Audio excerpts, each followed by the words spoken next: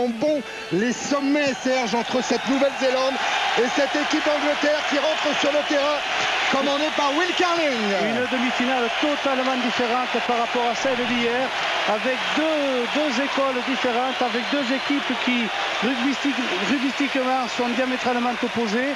Et c'est ce qui va faire le charme de cette équipe, avec d'un côté une équipe d'Angleterre qui a un pack fort et conquérant et qui a des trois quarts très sérieux qui malheureusement pour eux ne sont pas géniaux dans l'attaque, mais surtout ont une rigueur défensive et une rigueur par rapport au résultat du match qui est vraiment forte à toute épreuve. Et de l'autre côté, on a une équipe des All Blacks, une équipe des Blacks qui a changé son visage, qui a envie de voir différemment, qui a envie d'évoluer et qui ne doit, je le passerai sincèrement aujourd'hui, son seul salut que s'ils jouent, s'ils écartent les ballons. Et le terrain est favorable, les conditions climatiques sont favorables. Les Néo-Zélandais ont quasiment toujours été au rendez-vous d'une Coupe du Monde. Vainqueurs en 1987, troisième en 1991. Ils se présentent face à l'Angleterre pour une nouvelle place en finale face à l'Afrique du Sud. Ce sera samedi prochain à Johannesburg. Tout de suite, les hymnes, beaucoup de tension dans ce stade de Newlands qui ressemble un petit peu à Twickenham. Les Anglais sont majoritaires.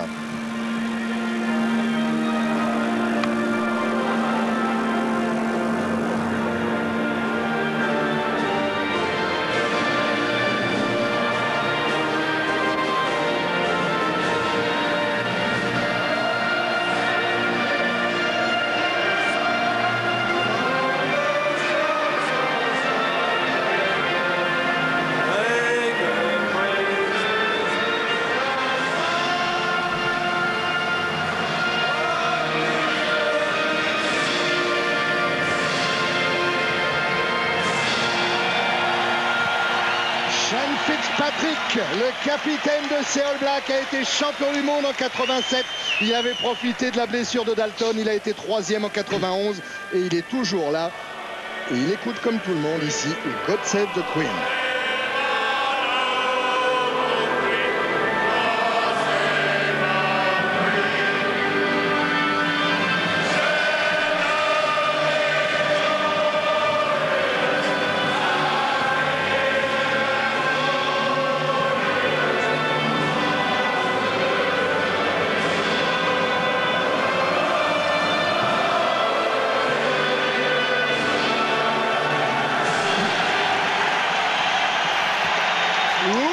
Ces Anglais ont l'air motivés, qu'ils ont été impressionnants pendant l'exécution de cette hymne. Et vous avez vu, c'est Tony Underwood qui avait l'air le plus concerné. Et pour cause, Tony Underwood va trouver tout au long de cet après-midi sur sa route l'homme montagne, comme l'ont surnommé les journalistes sud-africains, Jonah Lomu. C'est le plus petit qui va affronter le plus grand. Mais avant cela, le traditionnel haka mené par Zinzanbroek. Les deux équipes sont à quelques mètres à peine les unes des autres. On va se défier du regard dans un premier temps. Vous apercevez ici Michael Brewer.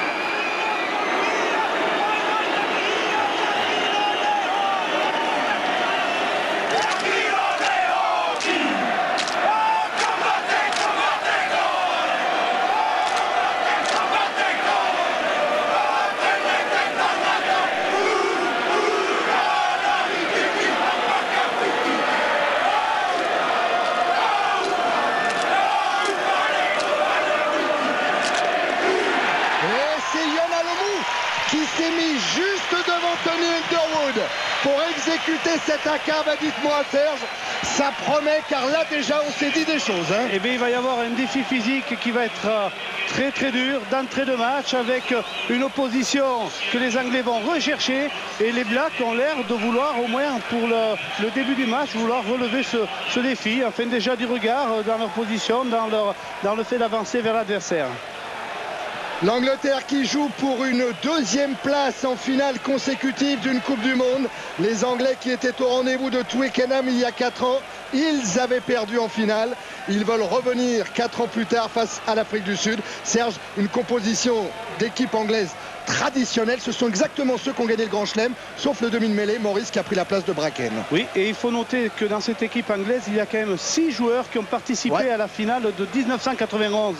On peut citer Jeremy Guscott, Rory Underwood, Will Carling le capitaine, Rob Andrew, Jason Leonard, Brian Moore, et en plus il y avait à l'époque deux remplaçants qui s'appelaient Dewis Morris, qui est demi de mêlée aujourd'hui, et Dean Richard, le troisième milieu centre. Eh oui, le maître à jouer de cette équipe anglaise qui va avoir un rôle énorme dans la lecture du jeu néo-zélandais. C'est lui, Dean Richards, qui est chargé de l'analyse technique et tactique du match pendant une rencontre. De l'autre côté, ce rôle est dévolu à Michael Brewer, qui jouera troisième lignel aujourd'hui et qui a laissé sa place dans le couloir à Zinzanbroek. Oui, et puis il y a aussi quand même des joueurs d'expérience de l'autre côté. On a quand même Walter Little, le centre. On a Graham Bachop, le demi de mêlée. On a Zinzanbroek, bien sûr, le troisième milieu centre. On a Michael Brewer, le troisième lignel. On a Ian Jones, le deuxième ligne. Sean Fitzpatrick, le capitaine, est à l'honneur de cette équipe. Et ils ont laissé exceptionnellement, et là on peut quand même se poser la question, sauf si ce n'est que pour avoir du rendement, de la vitesse sur le terrain, ils ont laissé sur le banc de touche Richard Lowe, qui est remplaçant aujourd'hui. Et oui, c'est Greg Dowd qui jouera avec le maillot numéro 1. Mais il est vrai, Serge, que Laurie Mains a dit que pour lui, Dowd était l'incontestable titulaire de ce poste de pilier.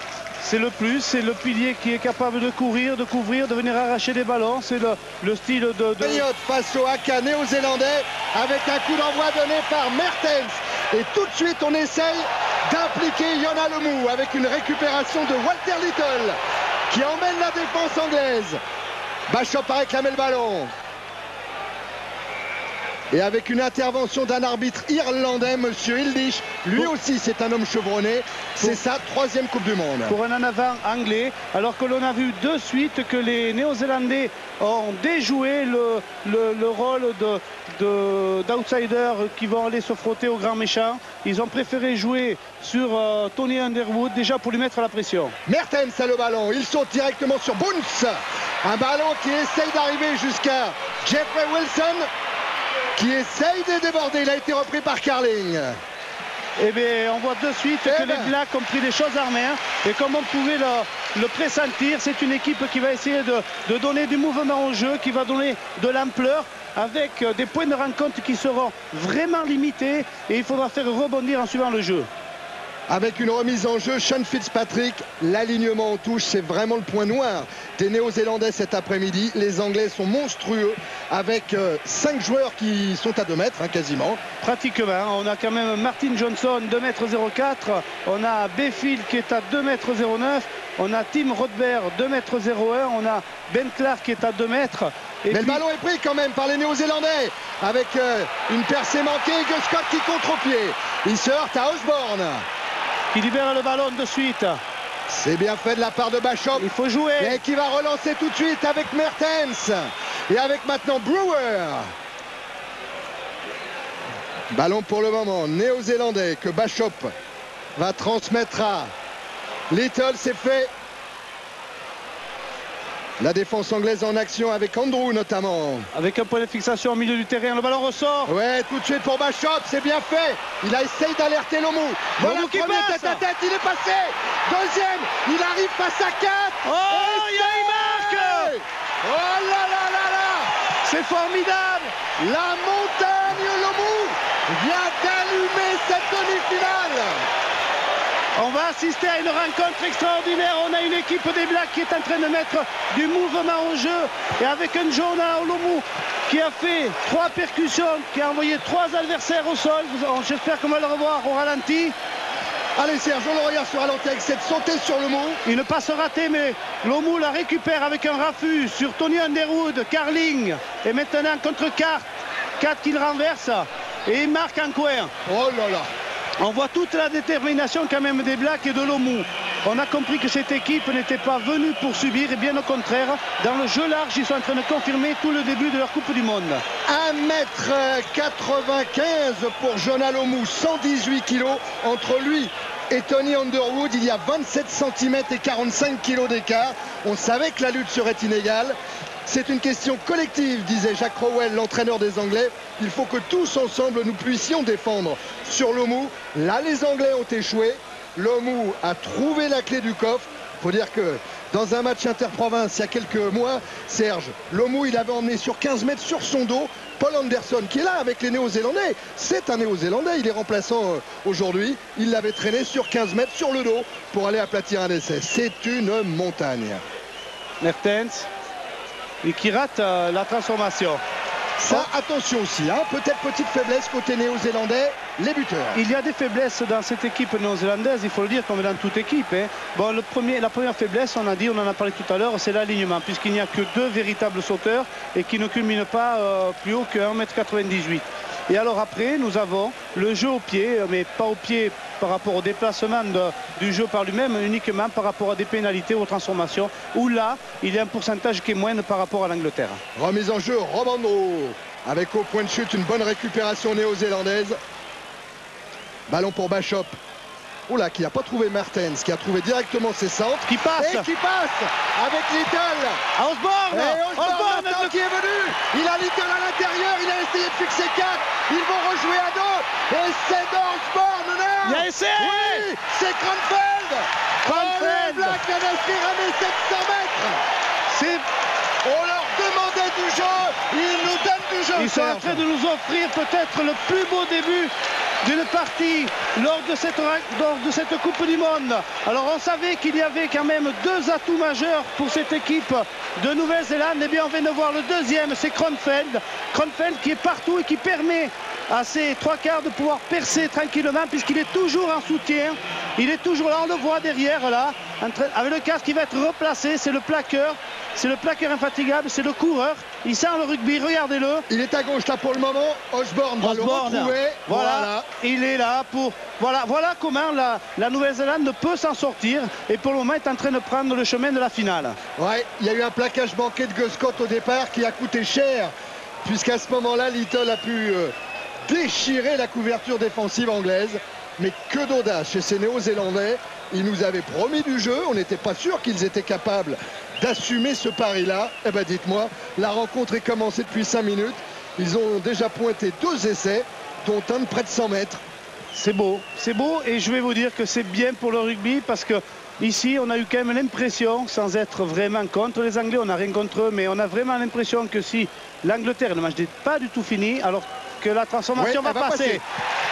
Et c'est vrai qu'on a l'impression que même s'il y a beaucoup d'Anglais, si on se croit à Twickenham ici, mais on a tout le public rugby qui ne voudrait pas voir les Anglais arriver en finale. Ah, écoutez, je ne résiste pas au plaisir de vous lire ce qu'a déclaré Stuart Barnes, l'ancien demi d'ouverture de l'équipe d'Angleterre. C'était à Francis Delteral dans l'équipe. Quand on a vu ce que les Anglais osent nous montrer, on ne peut que respecter l'œuvre des Blacks. On se croirait revenu à l'âge de l'homme de Néandertal lorsqu'on regarde jouer les Anglais. L'Angleterre, c'est un pack et un type qui ne fait que taper. Et là, voilà la quille allumée par Ono. À côté, ouais. Le drop. Mais c'est vrai qu'il faut se méfier. On a vu une bonne récupération du pack Black qui a délivré dans le mouvement. Avec une récupération des Anglais. Tiens, voilà, Robandrew, c'est l'homme qui a marqué le plus de drops dans le monde. Il en a déjà inscrit 21, dont celui fameux face à l'Australie lors des quarts de finale. Mais il faut respecter tous les rugby parce que c'est ça qui donne les oppositions. Le jeu au large et le jeu en point. Maurice qui a trouvé du soutien avec Richards. Et une charge du bon goût. Là, les Anglais, s'ils peuvent enchaîner ce jeu-là, peuvent faire mal avec Andrew. Rodber maintenant. Rodber en percussion. Nouveau point de fixation et Maurice qui a essayé d'extraire ce ballon, gêné par Fitzpatrick. Mais intervention de Monsieur Illich. Pour un en avant. Eh bien, on a vu des Anglais qui sont bien repris. Oh, ils n'ont pas perdu les Anglais. Non, loin de là. Même si 12-0, c'est déjà un sacré handicap pour débuter une rencontre. Maintenant, leur faut marquer des essais, c'est ça qui est intéressant. Les Anglais sont bien repris, on fait un petit enchaînement devant, on libéré. Andrew a fait semblant de taper, a donné Rodber à l'intérieur. Sortie 89 avec Richard Morris et en percussion, c'est Carling qui est venu. Au ballon récupéré par Bachop. Alors que M. Illich les sanctionne pour une position hors-jeu.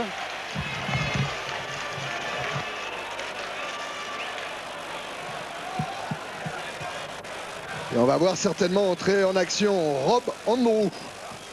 qui a joué 3 matchs durant cette Coupe du Monde. Là, aujourd'hui, c'est son 4e. L'Angleterre, pendant les 3 matchs auxquels il a participé, a inscrit 76 points. Rob Andrew, lui, en a inscrit 61 sur les 76.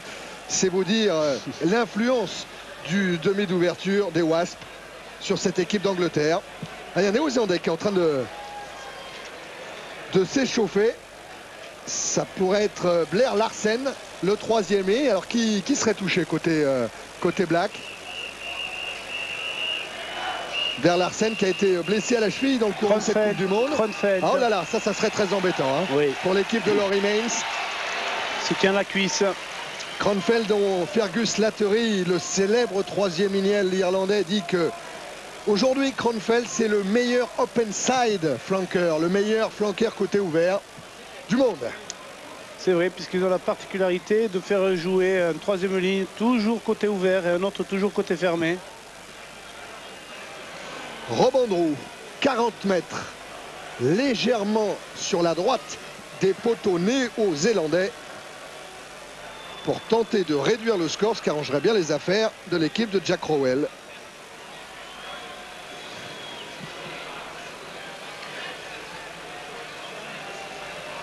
Toujours cette énorme concentration, un coup de pied qui passe à droite.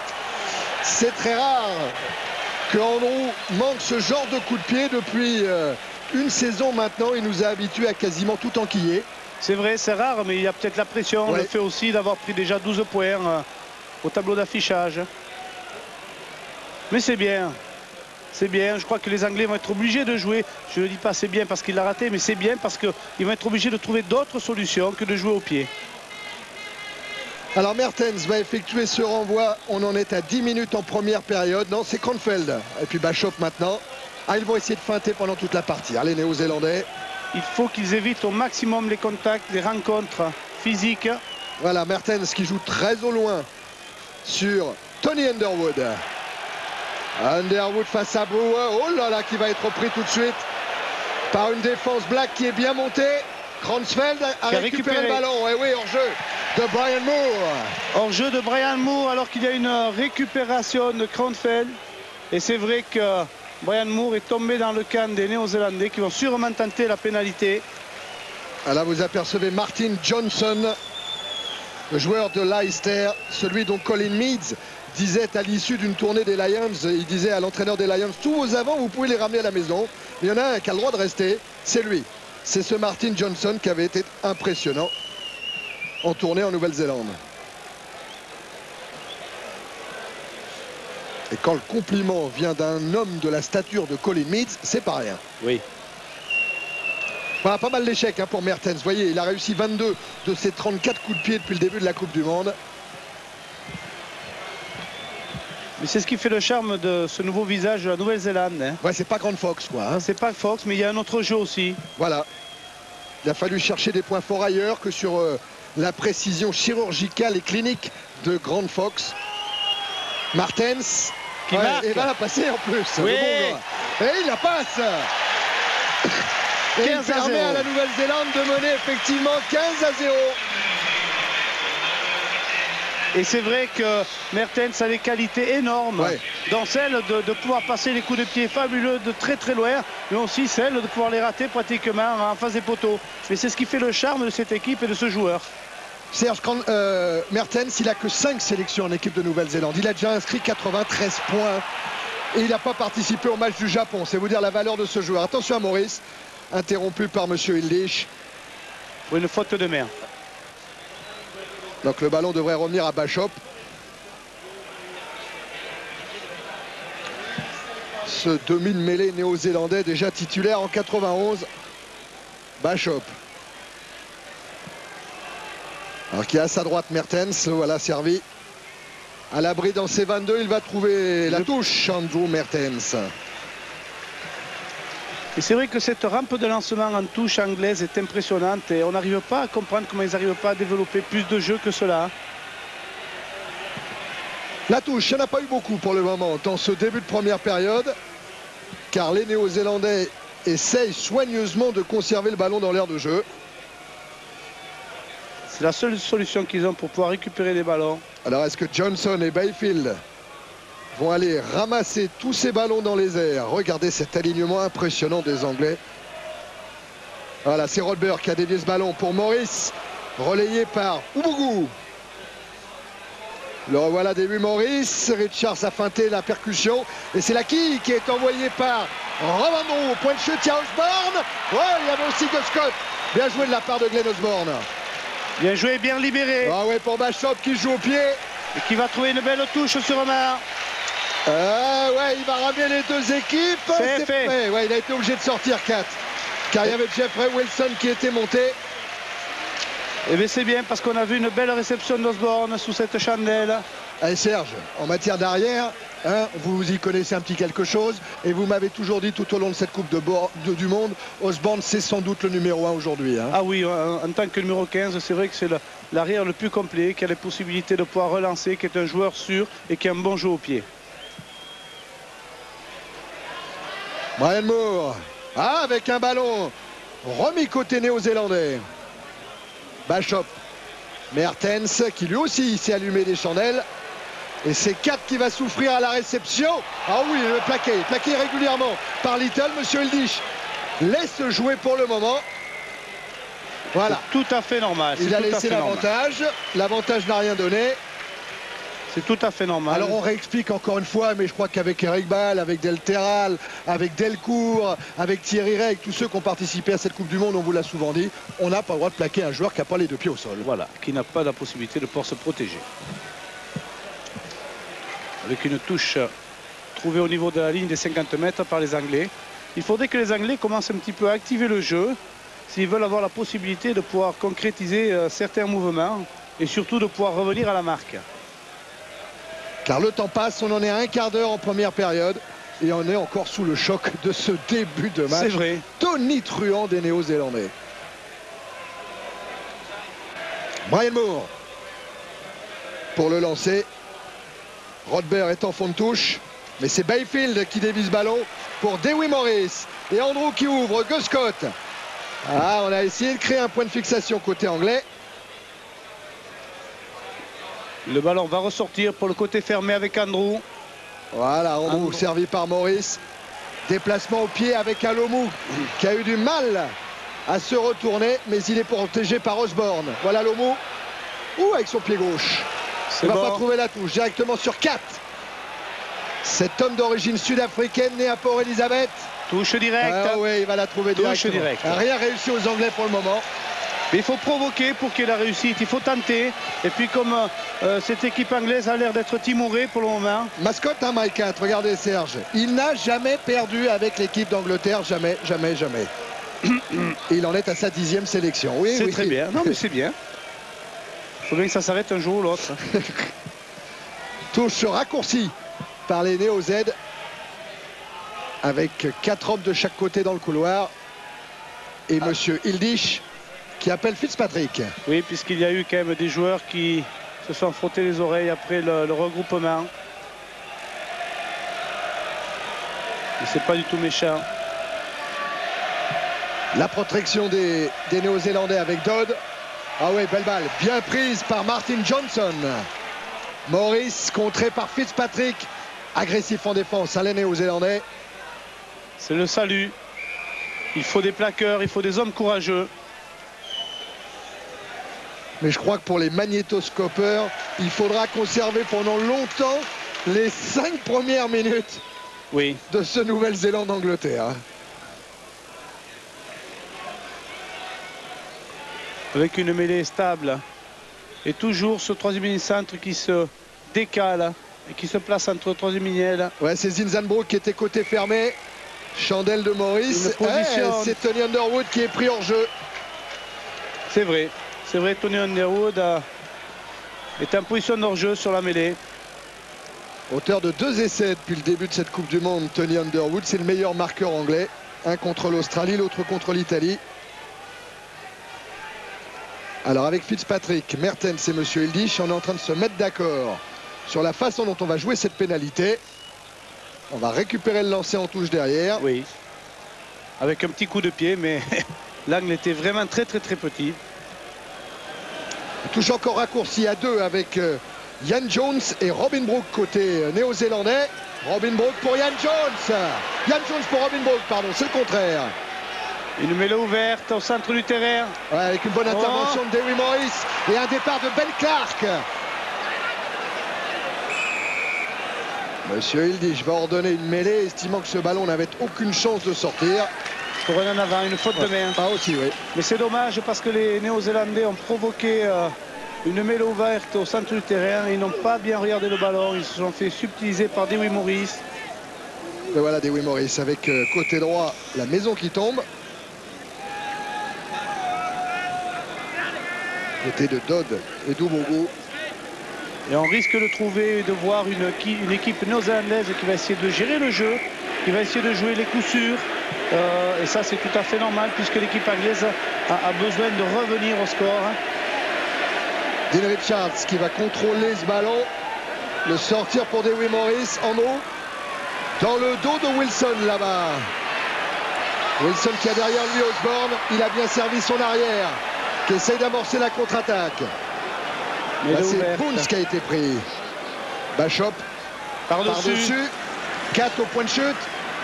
Et au pied, 4 renvoie directement sur Robin Brook. Qui donne un grand coup de pied. Rory Underwood. Qui rate la touche. Ballon récupéré. Nizambo qui tape un droit. Oh, il va passer en plus. Il y est. Oh, c'est incroyable. C'est Nizambo.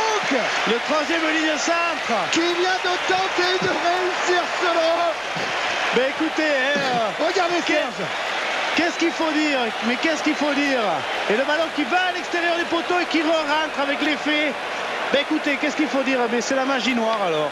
Ah, c'est magique, effectivement, avec des Néo-Zélandais qui mènent maintenant 18-0 sur cet incroyable drop de Zinzanbrook, alors que là, les Néo-Zélandais sont pénalisés.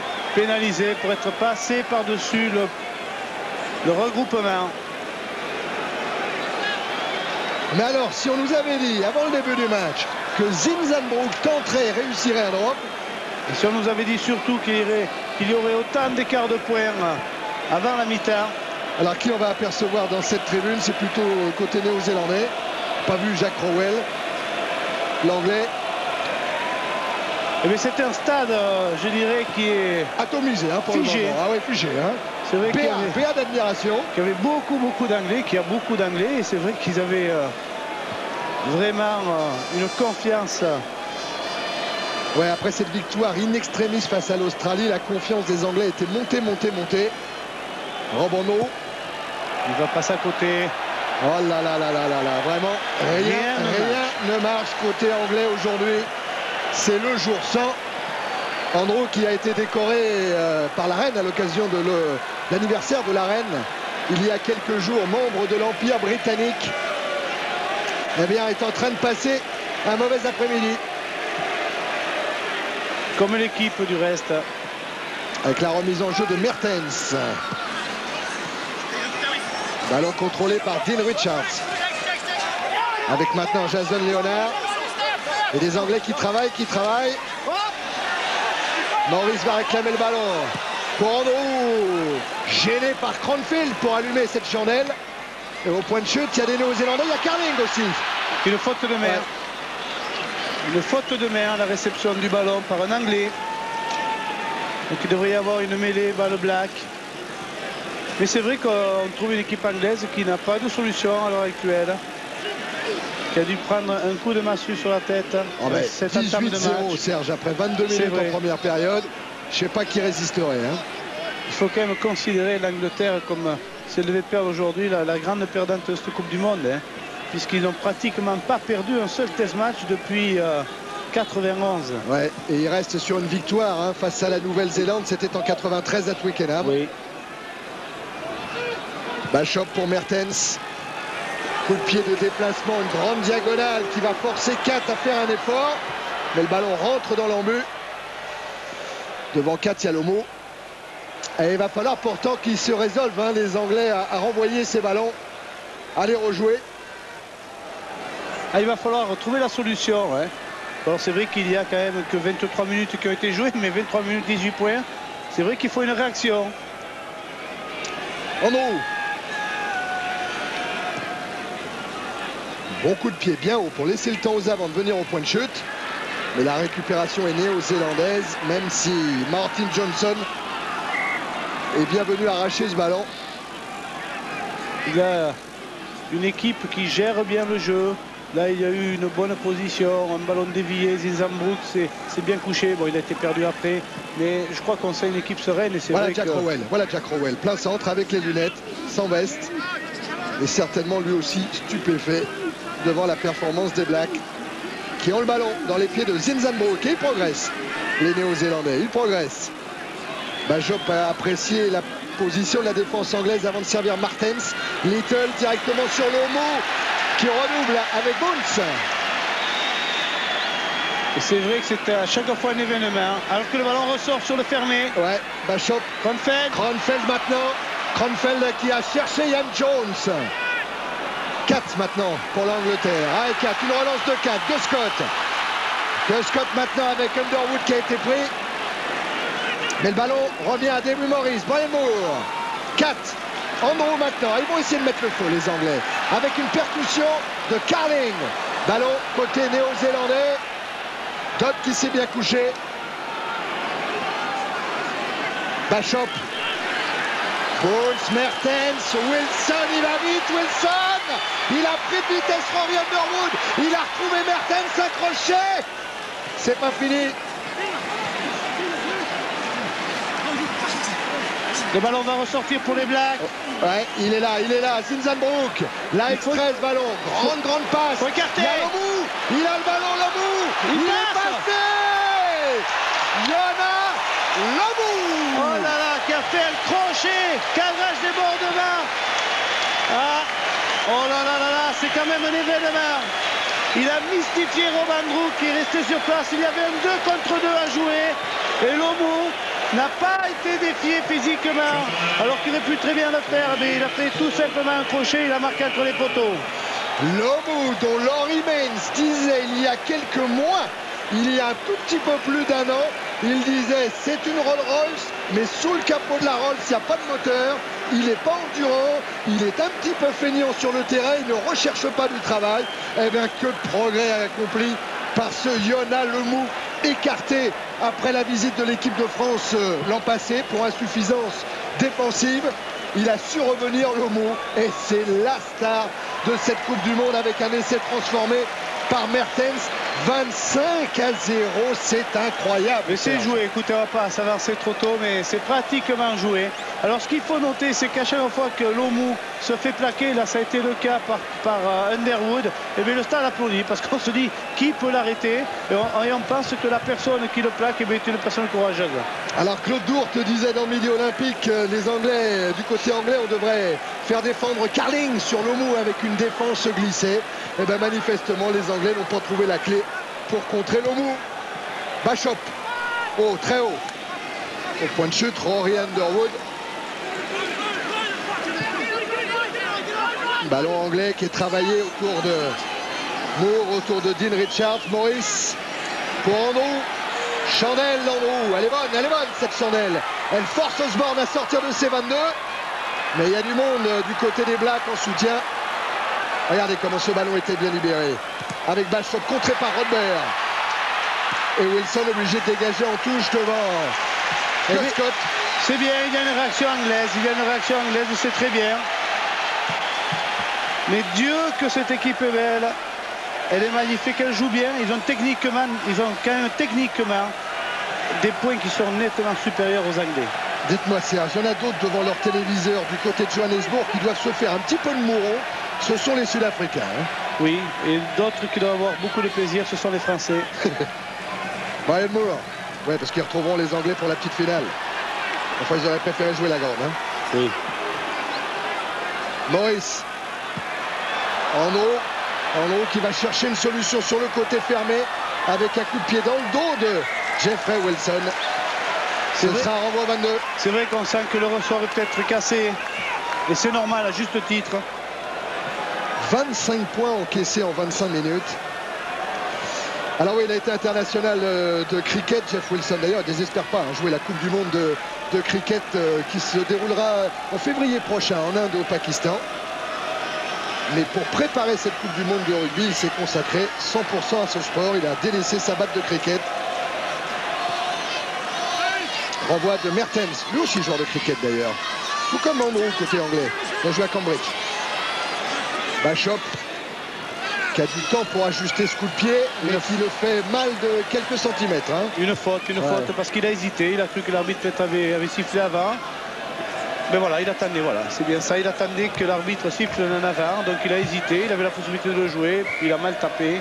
Il a trouvé une touche directe. Donc il y a une introduction Bachop pour les Néo-Zélandais qui vont pouvoir se dégager à moins qu'ils ne jouent à la main. Zinzanbroek, ballon dans les pieds, Bachop libère pour Walter Little. Grand coup de pied de déplacement. 4 face à Wilson. Ah, il va essayer de relancer 4. C'est la solution maintenant pour l'Angleterre. Avec un ballon vite libéré, Moore. Carling. Une position hors-jeu signalée par M. Hildish. Alors c'est vrai qu'on trouve une équipe néo-zélandaise sûre, puisque on a vu que le demi de mêlée a fait une passe directe au premier centre. Regardez la charge. La charge de Ben Clark. Relayé par Johnson. Morris, Andrew à l'intérieur qui essaye de solliciter Dean Richards. Et puis Ubogu. Elle est belle cette réaction anglaise. Elle est très belle. Voilà. Andrew, il a laissé tomber le ballon. Ce sera un en avant. Eh bien c'est la solution. Les Anglais ont intérêt à jouer comme ça et à prendre le jeu à leur compte et donc à faire des points de fixation et à libérer très vite le ballon. Et on voit que quand chaque équipe joue comme cela, eh bien, elle arrive à déstabiliser l'adversaire. Ouais, vous savez ce qu'on va dire dans les tribunes de Newlands, ici au Cap Serge. On va dire les Anglais, ils n'ont jamais eu l'habitude de jouer, de donner du jeu, de se faire des passes. Moralité, quand on n'a pas l'habitude de se faire des passes, quand on s'en fait, ben, on boxe les ballons. Oui, nous ne serons pas aussi durs que ça, mais je crois que c'est vrai que cette équipe a des possibilités. Ils ont tout pour réussir. Ils ont deux ailiers qui sont formidables, qui vont très vite. Ils ont un arrière qui est offensif.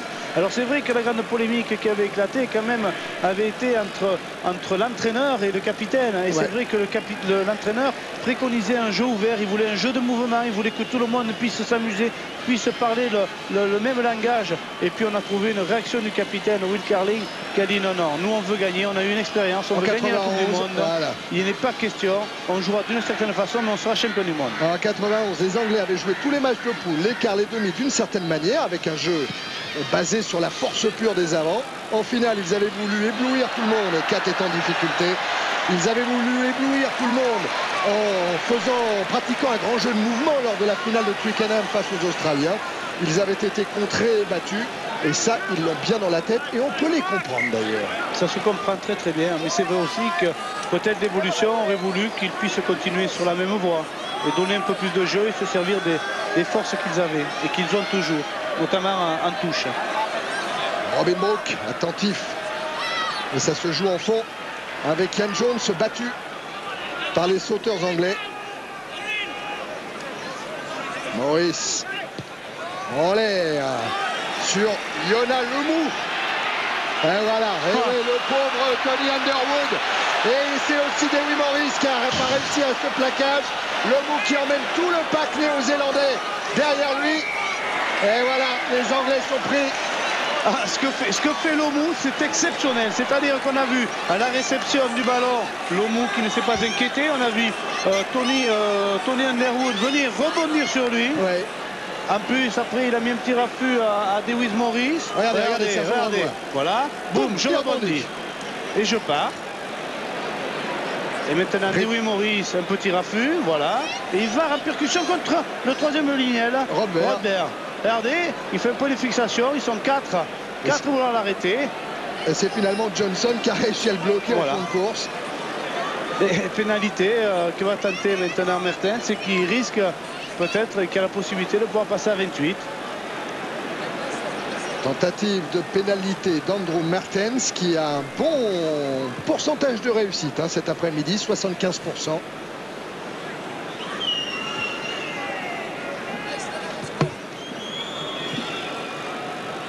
Mertens, une balle de 28-0 après 33 minutes en première période. Un ballon qui va passer sur la gauche des poteaux anglais. Ballon récupéré par Kat.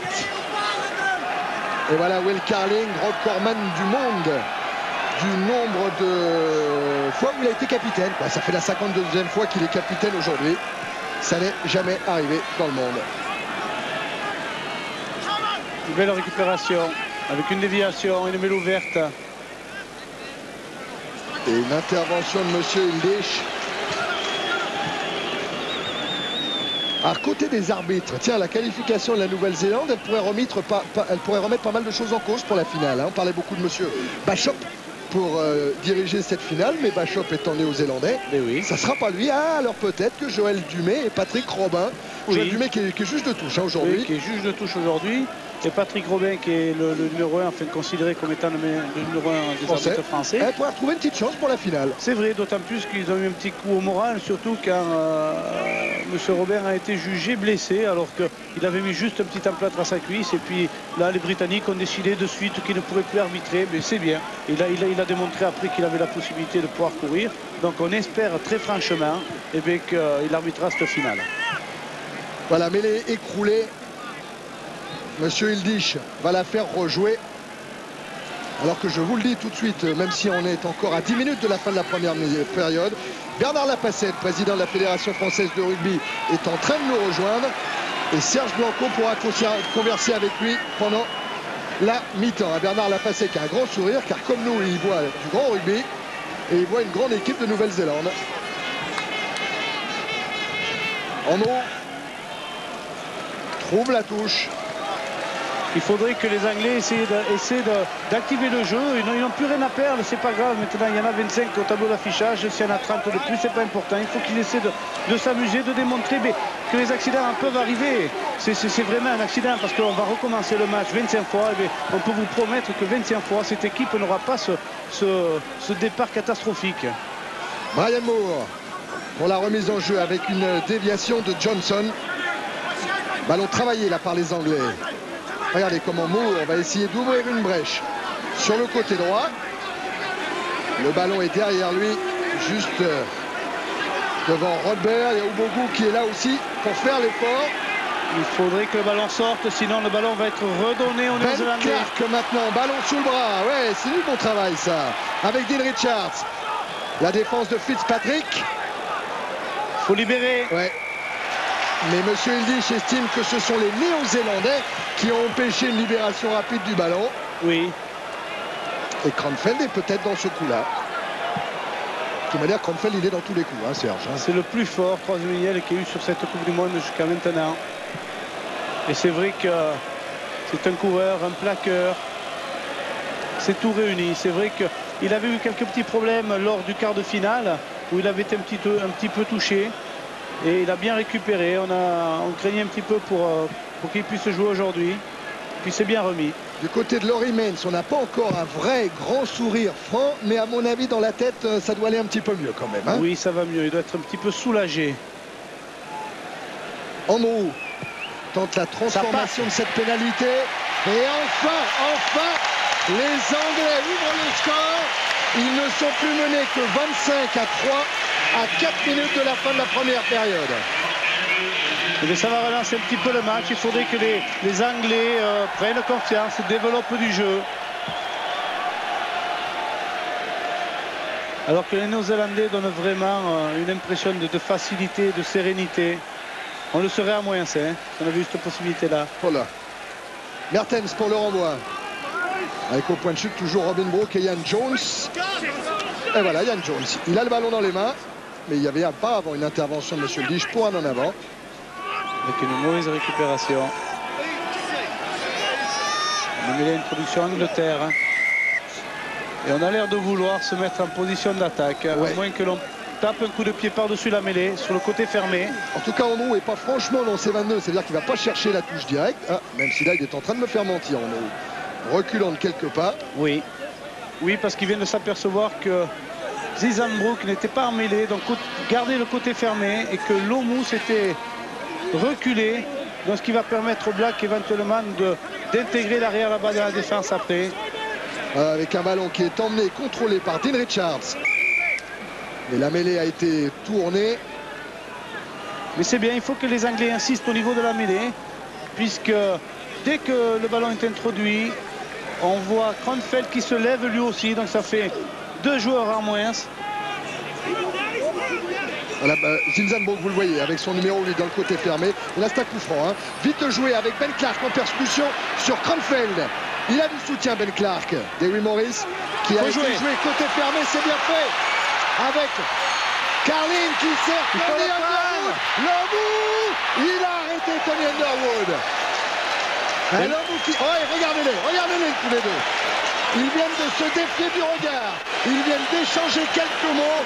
Lomu a dit à Tony Underwood, reviens. Et il veut marquer vraiment son adversaire. Il essaie alors qu'il n'a pas besoin de le mettre en touche. Mais il veut lui montrer qu'il est plus fort que lui. Il est plus agressif. C'est pas méchant, mais il veut lui démontrer qu'il n'a rien à voir avec lui, qu'il n'a rien à faire dans ses parages. Maintenant, je pense que Underwood, s'il y avait cru au début, car Carling a percé, aurait pu marquer l'essai, aurait été surtout démarqué. Il n'a pas osé, il a ralenti et c'est dommage. Il y avait la possibilité de pouvoir revenir avant la mi-temps et c'était très important. Il faut expliquer pourquoi Lomu s'est mis un petit peu à être agressif vis-à-vis de Tony Underwood. C'est que les Anglais ont toujours prétendu que Lomu était une montagne, certes, mais qu'en défense, il n'était pas si sûr que cela. Et là, il a voulu démontrer qu'il savait tenir sa place même en défense. Oui. Et c'est vrai aussi qu'il a pris quelques débordements. Il a pris quelques coups en l'air avant cette Coupe du Monde. Oui. Faut pas tout avoir, hein. Attention à Brian Moore. Monsieur Ildish avait sifflé auparavant un en avant. Un en avant, et encore il aurait pu le sanctionner plus sévèrement puisque c'est un en avant qui a été provoqué par le deuxième ligne anglais. Donc il aurait pu considérer que c'était volontaire et mettre une pénalité. Monsieur Ildish est gentil, mais une mêlée introduction black qui va leur permettre de pouvoir se dégager et trouver une touche. Alors Martens c'est très loin en profondeur dans l'axe de sa mêlée qui progresse pour le moment. C'est étonnant. Ouais. On sait que là encore en mêlée fermée, mais il y a pas mal de troisième ligne anglais qui sont debout. Vous voyez Dean Richard et Albert. Ouais. Ça chauffe un peu avec un coup de poing. Quelques gifles pour la beauté de la forme. Dodd est dans ce coup-là. Voilà Greg Dodd avec son numéro 1. Shane Fitzpatrick aussi. Oh là, attention, il est en train d'appeler Martin Johnson et Craig Dodd. Et les deux capitaines.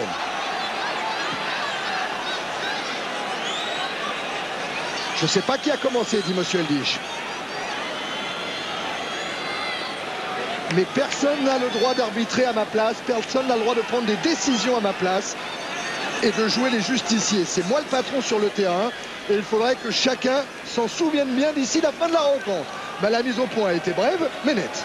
Mais c'est bien parce que c'est dommage, il n'y a pas eu un seul geste. Bon, bien sûr, on ne va pas reparler de cette petite affaire entre les Sud-Africains et les Canadiens, qui n'est rien du tout. Mais c'est vrai qu'on a eu une Coupe du Monde très très correcte, il n'y a pas eu de vilain geste. Alors c'est vrai que c'est dommage que ça commence maintenant.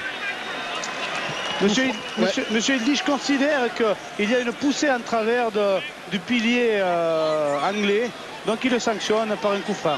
Et Martens qui joue grand côté pour essayer de surprendre Cat. Bonne réception de Mike Cat. Renvoie le jeu dans les 22 néo-zélandais. Attention à cet Osborne. Hein. Monsieur Ildish considère qu'il a fait un arrêt de volée. Oui. Et c'est vrai que maintenant on n'a plus besoin, comme autrefois, de crier, de s'époumoner en disant marque. Il suffit d'avoir les deux pieds posés au sol, mais encore même pas. Il suffit d'avoir une attitude qui laisse comprendre à l'arbitre qu'on peut faire un arrêt de volée. Et c'est la fin de cette première mi-temps dont on aura vécu vraiment 5 minutes magiques en tout début de match avec des Néo-Zélandais qui mènent donc 25 points à 3. On se retrouve tout de suite au stade de Newlands avec Bernard Lapasset, le président de la Fédération française de rugby. Du monde de rugby vous est présenté par Visual, opticien. Allô, alors bon, mes présidents, bonjour. Donc, je ne vais pas vous poser la question fatidique, content, pas content. Ce que je voudrais retenir un petit peu de cette Coupe du Monde, c'est que vous aviez deux casquettes. La première en tant que président de rugby français et la deuxième en tant que président du board. À l'approche de la finale. Bon, je parlerai de ma casquette de président du board d'abord. Je crois que c'est vrai que c'est une manifestation extraordinaire. Il y a une audience qui est fabuleuse partout dans tous les pays du monde. Tous ces matchs sont retransmis de façon exceptionnelle. Donc vraiment pour le rugby, c'est une très très grande promotion. On a vu des matchs de qualité, on a vu des joueurs se donner à fond pour remporter ces matchs. Donc je crois que véritablement la Coupe du Monde constitue bien l'événement majeur pour toutes les nations du rugby. C'est pour nous la satisfaction de voir que le rugby progresse dans tous les pays et que nous aurons demain peut-être un sport aussi important que ceux que nous connaissons à l'heure actuelle dans d'autres disciplines. Bernard Lapasset, des nouvelles de l'équipe de France quand même après la déception, la cruelle déception d'hier à Durban. Comment ça s'est passé après? C'est vrai qu'on est un peu déçu. On est surtout déçu parce qu'une génération part avec peut-être une défaite au cœur. C'est vrai qu'il ne faut pas laisser cette défaite comme ça sans lendemain. On a encore un match à jouer, un match d'une 3e place. Il va falloir le jouer à fond, le gagner, parce qu'on a des garçons comme Philippe Sella, comme Marc Cessillon, comme Louis Armari qui ont fait un match extraordinaire hier, qui se sont battus comme des lions et qui ont un petit peu de peine aujourd'hui de partir la tête basse. Alors pour ces garçons qui se sont donnés pendant ces Coupes du Monde et qui ont montré l'exemple pendant toute une vie sportive, c'est un adieu qu'on leur doit pour ce 3e match à Pretoria jeudi. Bernard Lapasset, je ne sais pas si vous étiez comme nous hier à Durban, mais avec Serge, pendant les 3/4, voire les 9/10 du match, on était sûr que l'équipe de France allait passer, allait trouver l'ouverture. C'est vrai qu'on y a cru. On y a cru parce que tout était contre nous. On avait un temps épouvantable, on avait des conditions météo qui empêchaient des relances de loin. C'est là où nous sommes les plus forts, effectivement. On a donc été obligé d'avoir un jeu au près, un jeu serré, un jeu beaucoup plus cantonné dans des fondamentaux qui sont un petit peu pour nous des formes de jeu qu'on n'apprécie pas beaucoup. Donc on se disait véritablement, il va arriver quelque chose. On a eu une possession du ballon à peu près identique. On a vu une occupation en fin de match qui nous permettait d'espérer. Et puis nous a manqué 20 cm sur la passe de Saint-André à Benazi qui arrive à 20 cm de la ligne. On en avance sur l'essai d'Entamac qui fait que l'arbitre nous refuse l'essai. Donc des petits détails qui font qu'on se remémore peut-être quelques fautes qu'on a commises en début de match, quelques mauvais placements, quelques dégagements un peu approximatifs. Et tout ça nous laisse un peu un sentiment de frustration parce que vraiment ces box samedi étaient prenables. On pouvait véritablement gagner chez eux, ce qui aurait constitué un exploit de plus pour cette équipe, je dirais, parce que quand je vois aujourd'hui les démonstrations que nous font les Blacks, il ne faut pas oublier qu'on a battu cette équipe de All Blacks l'année dernière chez eux. Avec l'essai du siècle. Avec l'essai du siècle. Donc on se dit qu'on est passé très près du bonheur cette année. Qu'est-ce qui va se passer, Bernard Lapasset? Bon, il y a ce match pour la 3e place qu'il faut gagner, car c'est un match qualificatif pour la prochaine Coupe du Monde. Écoutez, j'espère que les joueurs nous écoutent, ils sont avec nous, parce que je leur dis vraiment, attention, n'oubliez pas que c'est la qualification dans 4 ans que l'on joue ce mercredi à Pretoria. Donc il faut à tout prix se motiver pour gagner ce match.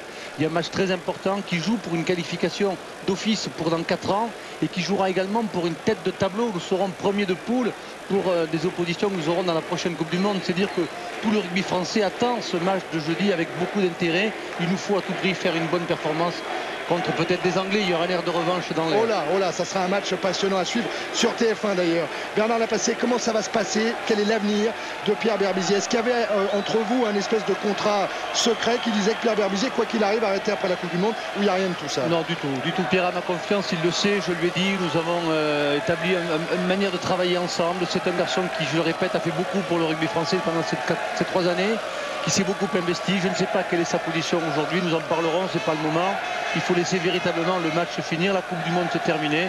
Il est bon que nous soyons sereins dans ce match-là et que nous puissions aborder l'avenir avec tous ceux qui seront désireux de continuer avec l'équipe de France. Bernard Lapasset, encore un mot, on parlait des arbitres. Peut-être que vous avez des petits tuyaux, vous êtes patron du board, vous êtes très proche de l'organisation de la Coupe du Monde. Est-ce qu'il y a un Français qui pourrait être samedi prochain à Johannesburg? Hélas, je ne crois pas. Donc il faut laisser véritablement faire un petit peu les arbitres. C'est vrai que c'est un corps un peu particulier. On a le sentiment qu'il y a quelques règles qui sont un peu approximatives dans leur désignation.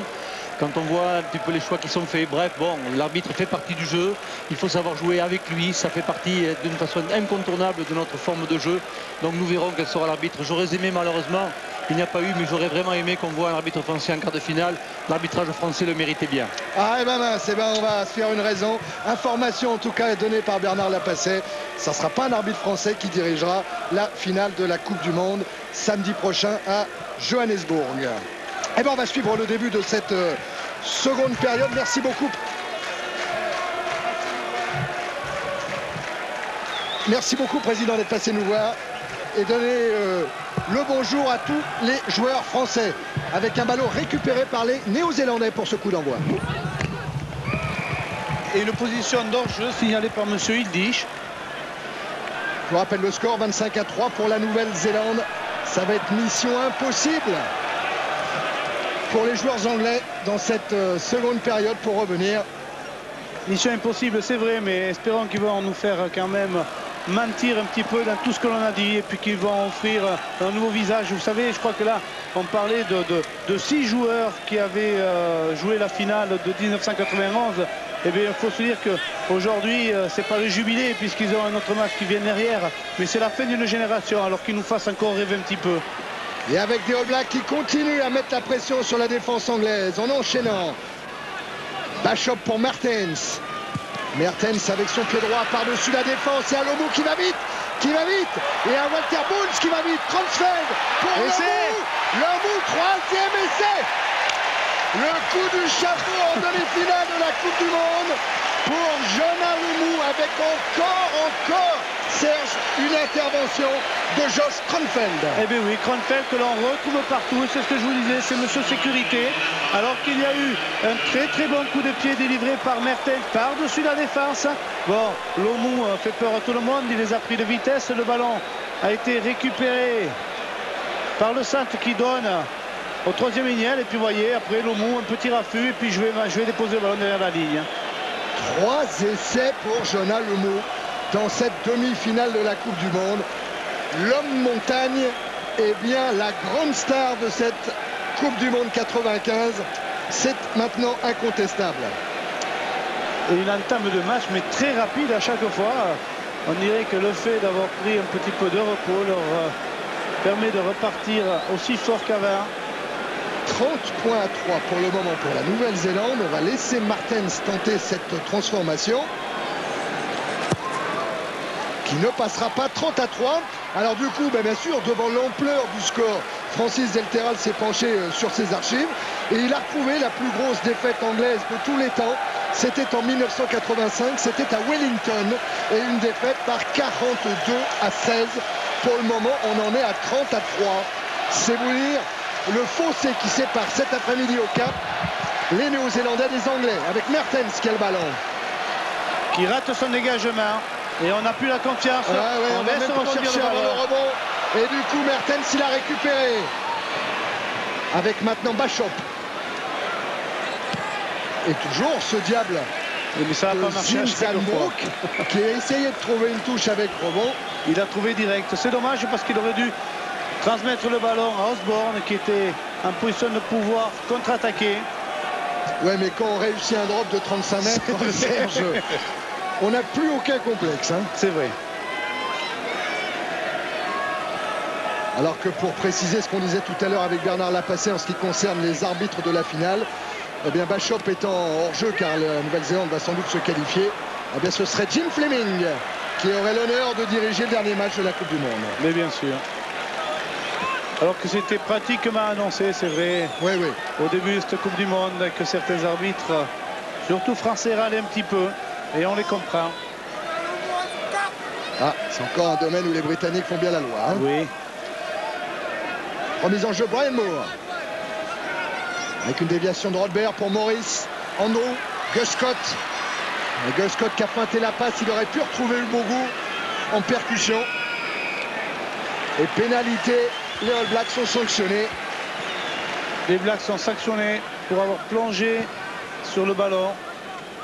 Et donc pour avoir empêché sa sortie. Et ça joue à la main, ça joue vite côté anglais avec un relais de 4 après Clark. Et une intervention de Tony Underwood sèchement secouée par Lomou. C'est vrai. Lomou qui est parti, hein, alors que là c'est Robin Brooke qui a quelques soucis avec le cadet des Underwood. Mais c'est Lomou qui a allumé la première mèche. Oui. Par un plaquage au... Voilà Joël Dumais, en gros plan. Juge de touche qui a alerté monsieur Ildish et qui va probablement dénoncer et qui l'a déjà fait. Voilà, il est tout à fait d'accord avec monsieur Ildish qui a dénoncé le geste un peu agressif de Lomou. Maurice à la main encore avec Rodbert. Ouais, et Ubogu qui laisse tomber ce ballon. Les Blacks qui ont récupéré, qui refont une mêlée ouverte derrière. Qu'est-ce qu'il va dire là, monsieur Ildish? La faute ne profite pas aux Blacks, donc il va donner théoriquement une mêlée introduction aux Blacks. Ouais, il revient à l'en avant du Bougou. Hein. Oui, et on voit vraiment qu'ils sont perturbés puisqu'ils ont joué la pénalité à la main et ils avaient une croisée à jouer. Et puis un pilier qui traînait par là a commis cette faute. Mertens, un ballon bien brossé mais directement dans les bras de Kat. Et 4 qui continue. Alors ça vraiment, là on aura du mal à comprendre. Quel est l'intérêt de 4 de jouer comme cela, Serge? Aucun intérêt. Bon, les Blacks continuent leur stratégie, c'est-à-dire qu'ils ne cherchent pas de touche, ils tapent, ils occupent le terrain. Défensivement, ils sont bien placés. Attention à Mertens qui a été contré. Kronfeld a récupéré. Et Bachop lui va jouer au pied directement en touche. Donc des Blacks qui jouent leur jeu, donc ils n'essaient pas de trouver systématiquement les touches. Et puis on voit que les Anglais n'ont aucune solution. Et même 4 à 30-3, ils préfèrent taper loin dans l'embut néo-zélandais au lieu de tenter quelque chose alors qu'il n'y a plus rien à craindre. Ah, c'est le réflexe, hein. Ça c'est pavlovien, hein. C'est la force de l'habitude. Dean Richards avec un ballon bien saisi à deux mains là par Johnson, par Bayfield, pardon. Des Anglais qui essayent d'enchaîner, qui essayent de progresser en cherchant l'ouverture, la faille dans la défense néo-zélandaise. Avec comme tête de pont là Brian Moore qui a le ballon sous le bras. La libéré pour Morris. Andrew directement sur Carling. Tony Underwood face à Lomou. Oh là là là là là là. 27 cm d'écart et 45 kg, je vous le rappelle. C'est le plus petit joueur sur le terrain face au plus puissant. Et c'est vrai qu'il aurait... Vous voyez, il ne fait pas de la dentelle quand même, parce qu'il aurait pu très bien essayer de le plaquer, de le prendre aux jambes ou de se laisser glisser. Non, non, il essaie vraiment de montrer qu'il ne faut pas qu'il vienne vers la balle, que c'est sa zone, ça lui est réservé. Conciliabule entre Fitzpatrick et Bachop pour une combinaison en touche. Pas sûr que Fitzpatrick ait bien compris. Voyons, oui, avec Robin Brook qui s'est bien élevé. Oh, on est parti en jeu côté anglais. Oui, oui, oui, oui, oui. Monsieur dit, je ne laisse pas jouer. Ben Clark a été pris.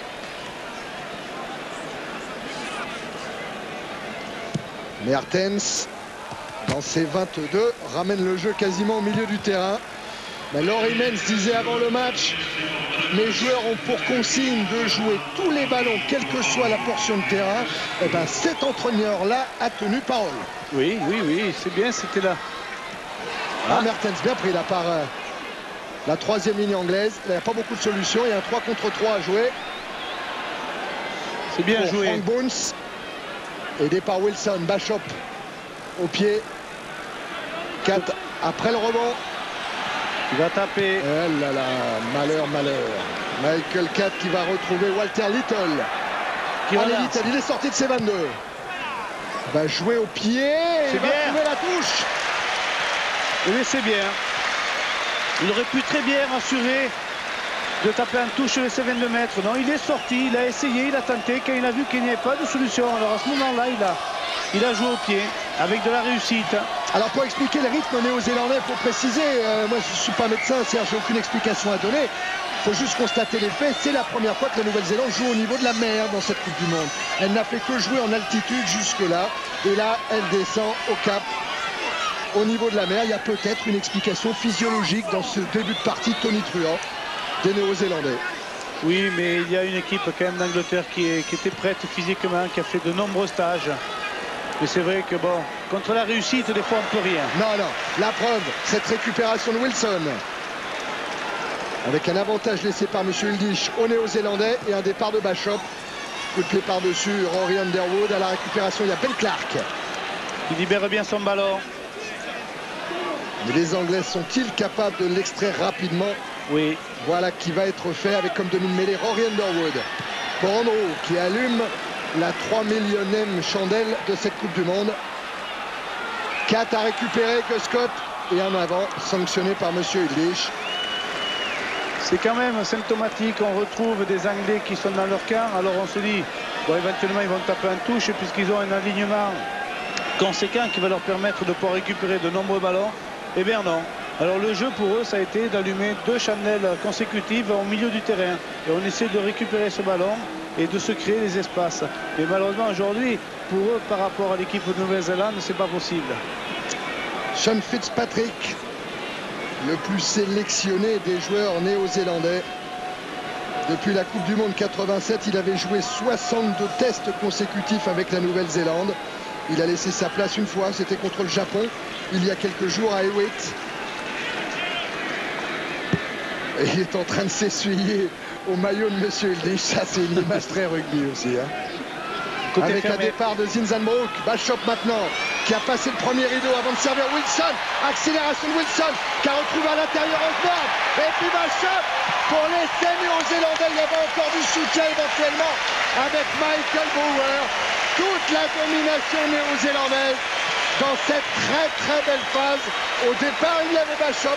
À l'arrivée, il y avait Bachop. Et bien voilà, cette équipe néo-zélandaise qui démontre, parce qu'on aurait pu penser qu'en début de partie, il y avait eu de la chance. Elle est en train de démontrer qu'on peut jouer au rugby sur une mêlée, même sur un côté fermé. On remet à l'intérieur, Osborne à Bachop, et Bachop qui va marquer. Et c'est vrai que cette équipe néo-zélandaise, depuis le début de la Coupe du Monde, donne du jeu, offre du jeu.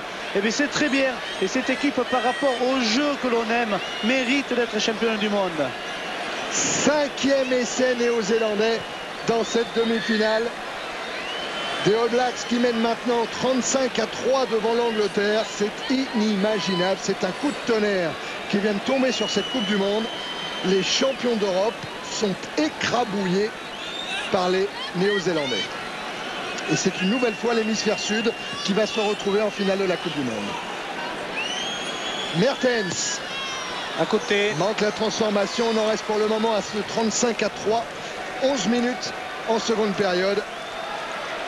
Et bien c'est bien, alors que tout le monde, depuis que l'Australie a été championne du monde, tout le monde était en train d'essayer de copier le jeu australien qui était fait de points de fixation, de points de rendez-vous. On délivrait le ballon propre et rapidement. Et bien là, les Néo-Zélandais sont en train de démontrer que l'on peut attaquer en première main.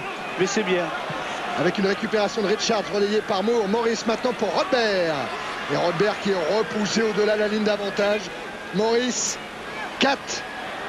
Ah, 4, il n'a pas de solution. Il n'a pas de solution, sinon le pied dans le mou, qui a conservé un petit peu de lucidité pour trouver une touche dans les 22 Néo-Zélandais. C'est symptomatique maintenant. Voilà, Robandro. Squeaky, disent les Anglais, monsieur propre. Eh bien aujourd'hui, il a eu du mal à bonifier les ballons, Robandro.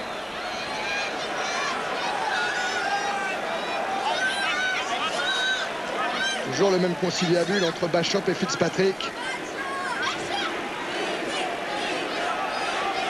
Ian Jones, le néo-zélandais, face à Martin Bayfield. Et intervention de Monsieur Ildish pour un ascenseur. L'ascenseur est toléré, mais sous certaines conditions. Et là, les néo-zélandais ont été sanctionnés. Ça repart avec Rodbert en percussion. Morris, un ballon vite libéré. Et maintenant, c'est Ubogu qui vient défier la défense néo-zélandaise. Encore Morris et Ben Clark qui charge. Faut sortir le ballon. Il est là, ce ballon. Morris cherche une solution. Encore Ubogu qui a renversé Cranfield. Morris encore, alors que Monsieur Ildish s'apprête à siffler une pénalité en faveur des Anglais pour un hors-jeu de la ligne défensive néo-zélandaise. Oh, il n'y a peut-être pas que ça d'ailleurs. Oh là là, attention à Greg Donne. Encore une fois, et je vous mets dehors, vous avez marché sur un joueur anglais. Dernier avertissement, la prochaine fois c'est dehors. Les Anglais s'apprêtent à jouer la pénalité à la main. On va voir. C'est là qu'on va voir s'ils ont quelques ressources. Alors qui, Dewi Morris, va-t-il lancer? Au pied, avec à la récupération tout là-bas Martin Johnson, qui réclame à Monsieur Ildish le bénéfice de l'essai. Monsieur Ildish estime qu'il y avait un en avant. C'est là que l'on voit quand même qu'il n'y a pas beaucoup de solutions. Drôle de combinaison, hein. Dans cette... Non, ça peut être bien joué, mais c'est vrai que c'est une drôle de combinaison parce que je crois qu'il y a autre chose à faire. Original. Avec introduction Bachop à 5 mètres de l'embut néo-zélandais. Ah, une mêlée néo-zélandaise qui est impeccable hein, face à l'anglaise. Regardez, les 3 lignes anglais sont levées, il n'y a plus personne en mêlée. Et comme tout a été désaxé, il faudra recommencer. Attention, hein, le numéro 1, ça fait plusieurs fois qu'il est dans le collimateur de Monsieur Ildish. Oui. Il faut qu'il se souvienne vite qu'il a une finale de Coupe du Monde à jouer samedi prochain.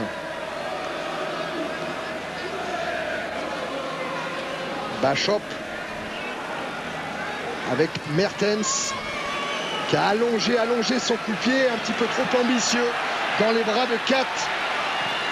Et la chandelle de Kat qui va être limite. Ouais, récupération d'Osborne, un arrêt de volée. Tout ça est sans danger pour la défense néo-zélandaise. Les Néo-Zélandais se sont rendus compte que de toute façon ça ne servait pratiquement à rien d'assurer les touches puisque Kat ne représentait aucun danger. Il ne faisait aucune relance à la main, donc il délivrait les ballons au pied. Et en plus, son jeu au pied laisse un petit peu à désirer aujourd'hui. Oh, Jack Rowell doit être terriblement déçu ce soir. Oui. La leçon est sévère, hein, 35-3 pour le moment en faveur de la Nouvelle-Zélande. C'est bien, comme ça on retrouvera de l'humilité un petit peu dans les déclarations anglaises. Et pof. Mort. Ah, vous l'attendiez, hein, celle-là quand même. Ça joue vite à la main avec Ben Clark, Robert. Et ça enchaîne avec Martin Johnson qui a emmené Robert au pied des poteaux néo-zélandais. Que va dire Monsieur Lich? Non, il n'accordera pas l'essai, il va faire jouer une mêlée à 5 mètres. Oui, il a dû considérer que le joueur anglais n'a pas eu la possibilité de déposer le ballon. Regardez, c'est la dernière charge de Ben Clark, le numéro 7, poussé par tous ses avants. Oui, c'est vrai. Maurice essaye de la jouer à l'influence en montrant à Monsieur Lich qui a bien essayé. Il était bien placé, hein, Monsieur Lich. Oui, il était très bien placé. On n'a pas eu à se plaindre non plus trop de l'arbitrage pendant cette Coupe du Monde qui a été un arbitrage, un bon arbitrage qui a permis aux équipes de pouvoir évoluer tout à fait normalement. Robert s'est détaché, Maurice qui sert justement Tim Robert, bien pris par Brewer. Attention à Osborne. Et Osborne, il est allé arracher ce ballon dans les bras de Carling pour le jouer en touche, mais en avant, indique Monsieur Illich. Donc une introduction pour les Anglais. Dewi Morris qui va récupérer le ballon. La fierté anglaise, là, à quelques mètres de l'embut néo-zélandais. Ce serait très bien s'il pouvait concrétiser par un essai. Voilà un départ de Dewi Morris. Oui, Robert. Ah, il est arrêté par Brewer. Ben, la défense néo-zélandaise, elle tient le coup. Et du coup, on ouvre avec Andrew, de Scott. L'arrivée de Kat. Oh, Kat, il a préféré garder le ballon. Il a bien fait. Il s'arrête encore à quelques centimètres de l'embut néo-zélandais. Morris va aller le chercher ce ballon. Pour Andrew. Dean Richards maintenant. Il a le soutien de Martin Johnson. Morris encore. Choisit le petit côté. Et c'est Rory Underwood. Essai, mais je pense très sincèrement qu'il y a une touche, c'est pas important avec le score qu'il y a. Et c'est vrai que cette équipe d'Angleterre mérite parce que c'était pas du tout normal qu'elle n'arrive pas à concrétiser par rapport à ce qu'ils ont fait jusqu'à là où ils ont été performants. Et regardez, je pense qu'on va voir que Rory Underwood, allez, pied en touche peut-être, regardez, avant d'aplatir. Pour le moment pas. Oui, c'est bien vu, Serge. Donc c'est-à-dire que cet essai n'est pas valable, mais c'est pas grave à ce stade de la compétition, surtout quand il y a 35 points déjà au tableau d'affichage. Ouais, il avait bien mis le pied en touche, Rory Underwood. Mais ça permet quand même cet essai à l'Angleterre de revenir à 35-8. Avec la transformation d'Andrew qui passe 35-10. Il faut noter aussi vraiment la défense néo-zélandaise qui ne veut pas laisser marquer, qui ne veut pas laisser passer une seule fois les Anglais. Et alors Rory Underwood, avec cet essai, il a inscrit son 10e essai lors d'une Coupe du Monde. Alors il a déjà joué les 3. Hein, et il égale le record de David Campese, qui n'a pas pu inscrire lui le moindre essai cette année en Afrique du Sud. Un grand joueur, deux grands joueurs, alors que la remise en jeu est mauvaise. Ouais, les 10 mètres réglementaires n'ont pas été atteints. Vous connaissez le processus. Monsieur Lich se tourne vers le capitaine anglais Will Carling et lui dit: Sir, vous préférez qu'on remette le coup d'envoi ou qu'on joue une mêlée au centre du terrain? Et à ce niveau de compétition, j'ai rarement vu une équipe accepter un nouveau renvoi. On prend la mêlée au centre. Car les solutions là sont multiples, Serge. Sont multiples. Hein. Il y a deux côtés. On dirait le côté fermé, donc opposé à l'introduction. Il y a le côté ouvert, pardon, opposé à l'introduction, le côté fermé, côté introduction. On peut jouer au pied, à la main. Il peut y avoir des départs d'avant. C'est vrai que ça donne de multiples solutions. Espérons que les Anglais vont jouer à la main. Voilà, avec un départ de Maurice, un ballon pas contrôlé par Rodber, ça profite à Mertens. Zinzambrook. Et Zinzambrook, l'homme au pied d'or aujourd'hui, Oui. qui trouve une touche parfaitement dosée.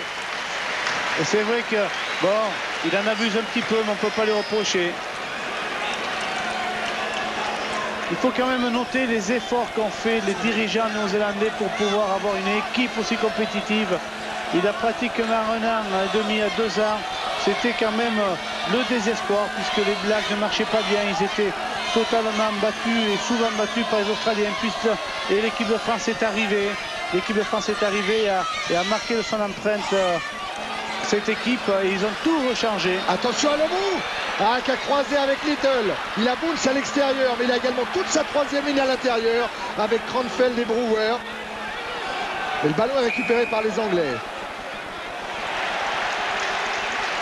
Schildi, je considère que les Néo-Zélandais n'ont pas fait l'effort nécessaire pour libérer ce ballon. Donc il remet le ballon aux Anglais. Alors que là, vous apercevez Blair Larsen, blessé, je vous le disais, à la jambe ces derniers jours, mais qui est bien revenu et qui a pris finalement place sur le banc des remplaçants néo-zélandais. Qu'est-ce qu'il va faire, monsieur Eldich? Il appelle Robin Brook. Non, c'est pas Robin Brook qui veut voir. Si, aussi. Non, le capitaine sur un. Ouais, avec Fitzpatrick.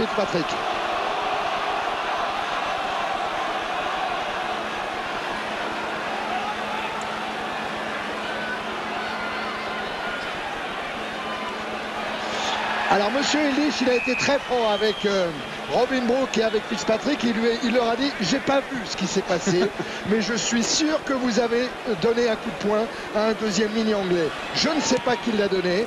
Dans le doute, je n'exclus personne, mais la prochaine fois, il y en aura un dehors. Ça me rappelle une petite anecdote avec le Biarritz Olympique. Et c'est vrai que à un moment donné, un joueur donne un coup de poing et l'arbitre n'a pas vu. Tiens, avant on la voit. Avant on la voit. Voilà. C'était Robin Brook, ça c'est sûr. Et voilà.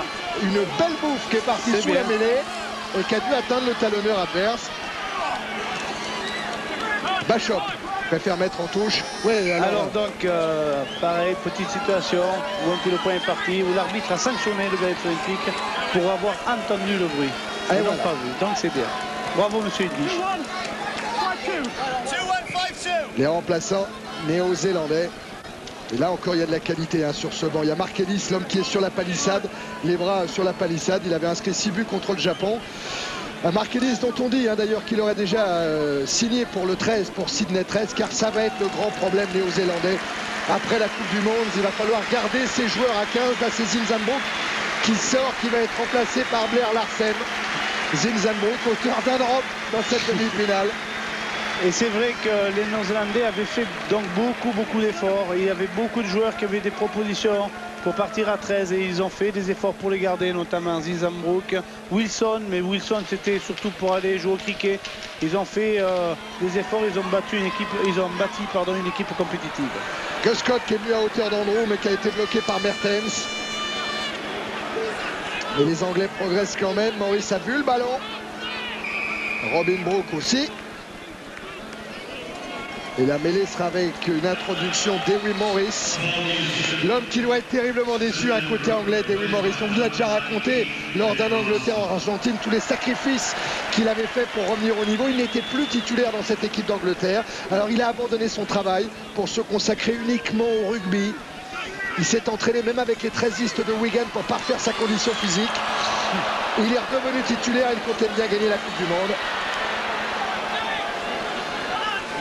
Changement d'organisation dans le pack néo-zélandais. C'est Brewer qui a repris une position de numéro 8 qu'il occupe traditionnellement, alors que Blair Larsen, lui, s'est mis en position de flanqueur. Précision de Dominique Davanier qui suit le match avec nous, l'entraîneur de la Côte d'Ivoire. Tiens, à propos de la Côte d'Ivoire, il ne faudra pas oublier, Serge. Après que les Blacks aient amorcé ce contre justement avec Blair Larsen, avec Walter Little maintenant. Qui ne perd pas le ballon et qui fait le vélo ouverte. Le ballon sort. Bachop encore pour Osborne qui saute pour servir directement Wilson, accroché intérieur sur Robert. Osborne. Et puis Osborne maintenant. Osborne face à 4. Il a essayé de le rafuter et de servir Bounce. C'est dommage, Osborne n'a pas vu à l'intérieur Wilson qui était venu se replacer. Il y avait un 2 contre 1 à jouer. C'est bien joué. Il a cru qu'il s'était coupé de ses partenaires, hein, Oui. Osborne. Il n'a pas regardé. Alors qu'il avait 2 partenaires à l'intérieur. Il y avait Boons et il y avait Wilson. Voilà Wilson. Goldie, Jeff Wilson. On laisse passer la mêlée. On parle de la Côte d'Ivoire et de Max Brito auquel nous pensons encore très fort aujourd'hui. Avec une immense chaîne de solidarité qui est en train de se monter. Le rugby va sortir grandi de cette grande chaîne de solidarité.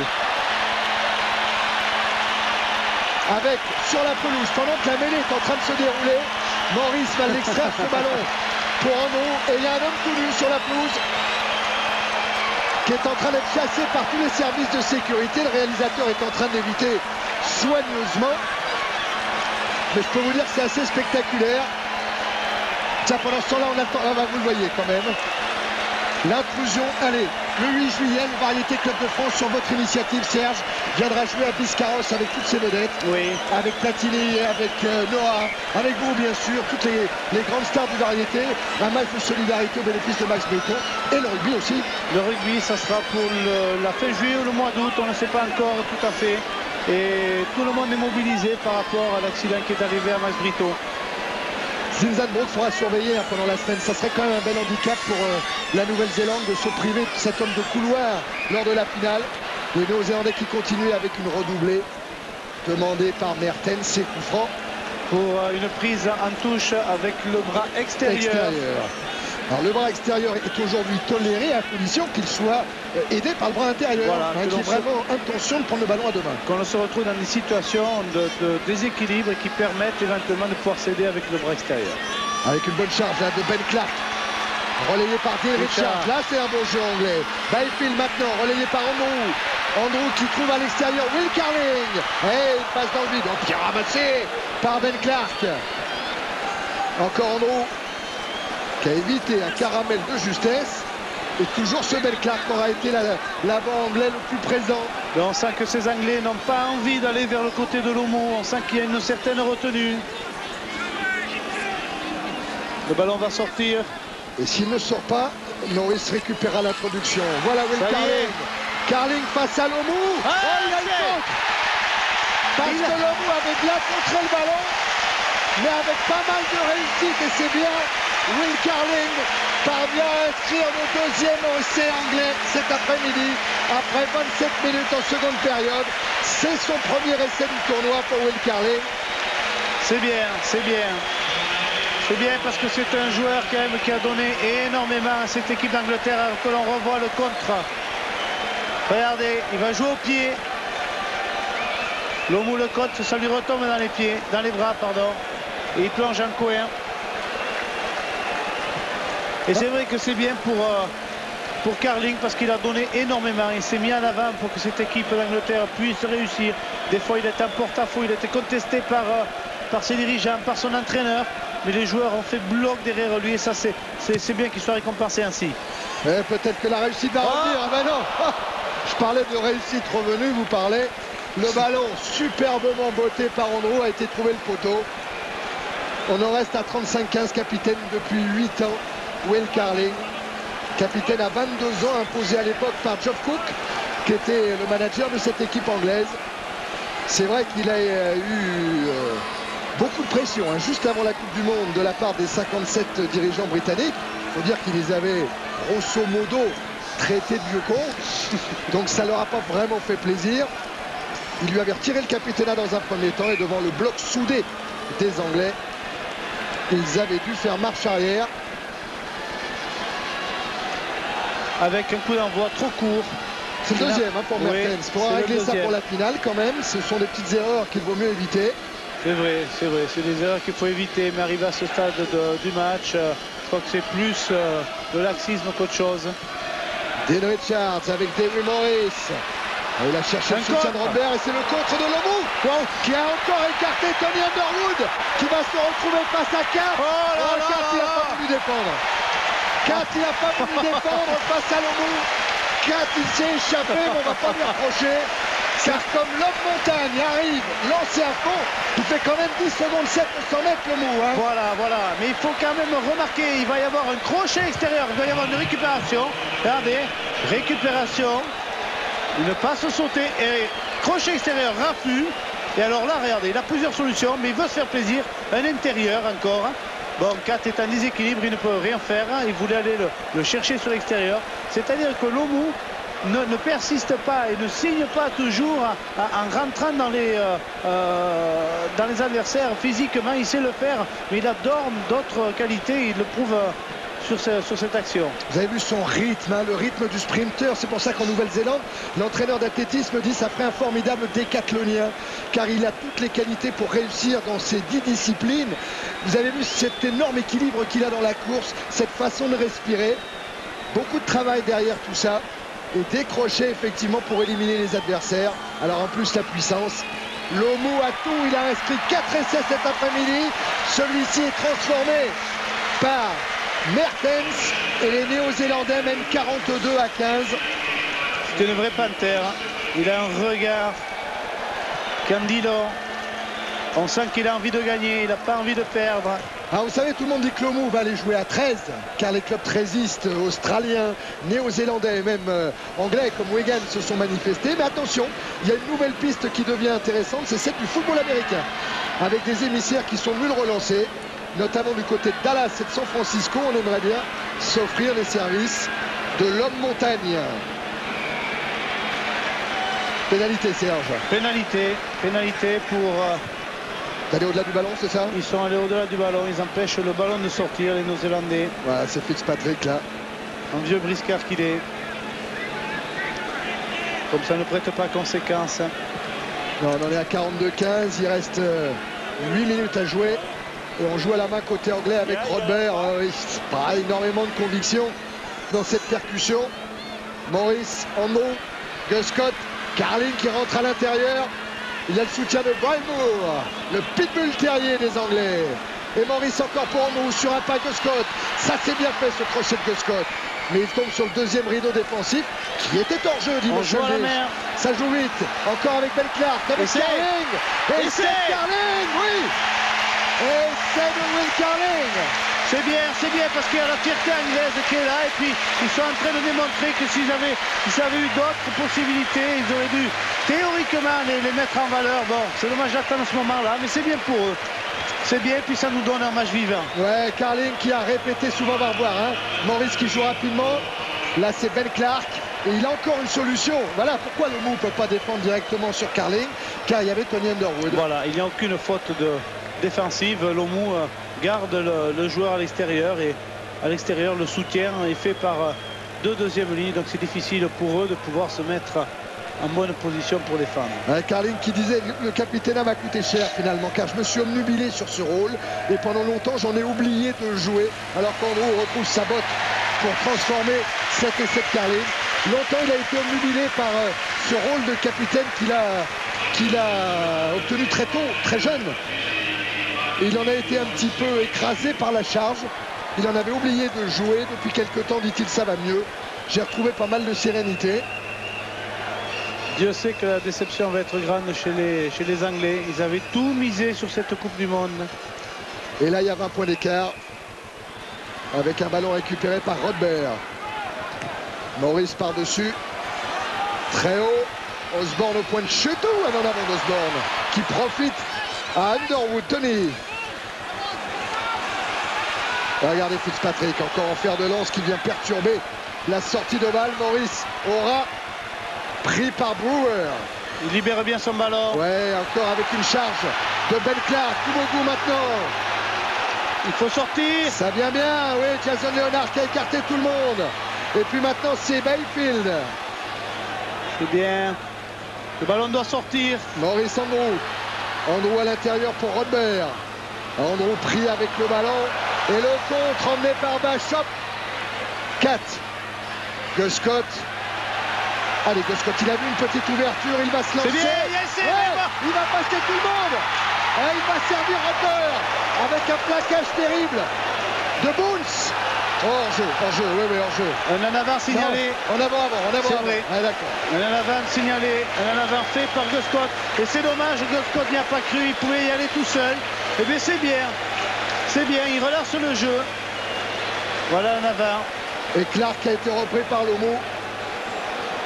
Et sur le plaquage, il est obligé de lâcher le ballon.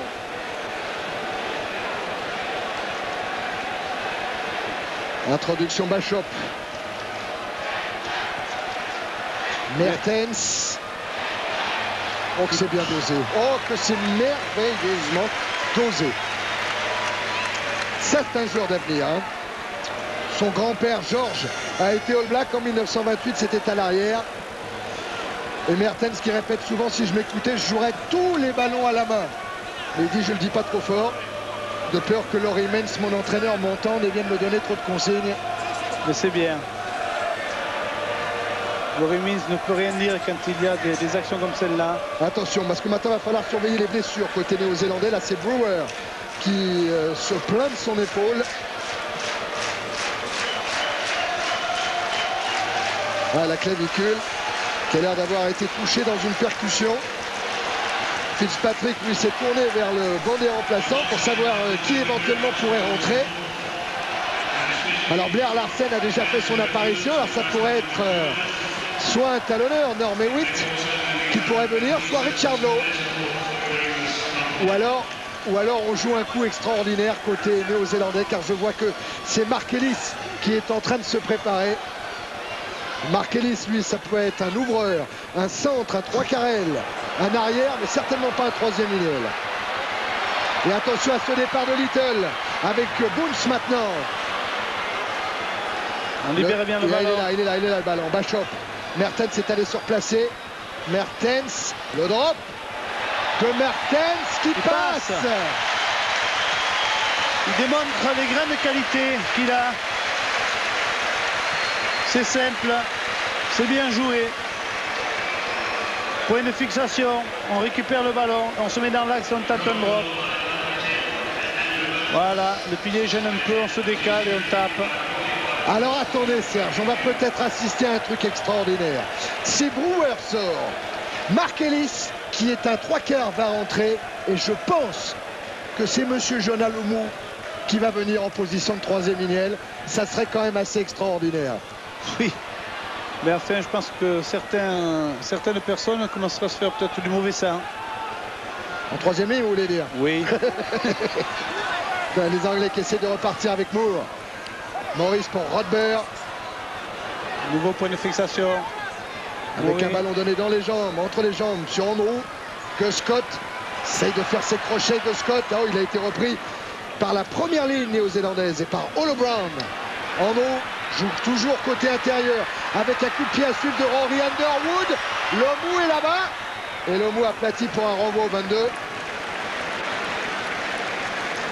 On voit plus Mark Ellis. Hein. Peut-être aller se rhabiller. Brewer va mieux.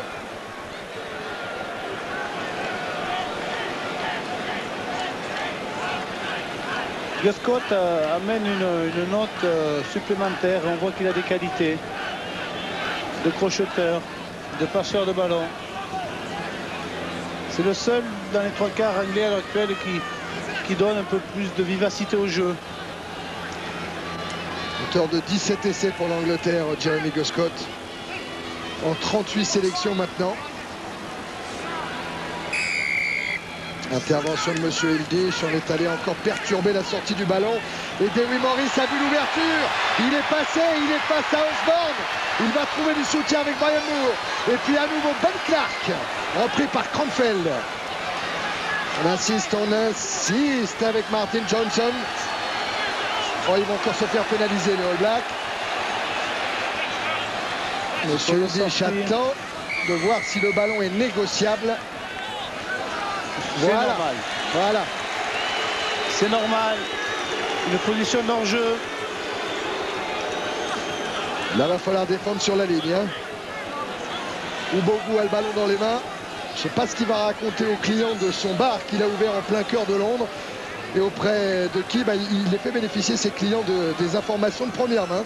Puisqu'avec un caméscope, il tourne toute la vie interne de l'équipe d'Angleterre. Et qui est diffusée dans ce pub au cœur de Londres.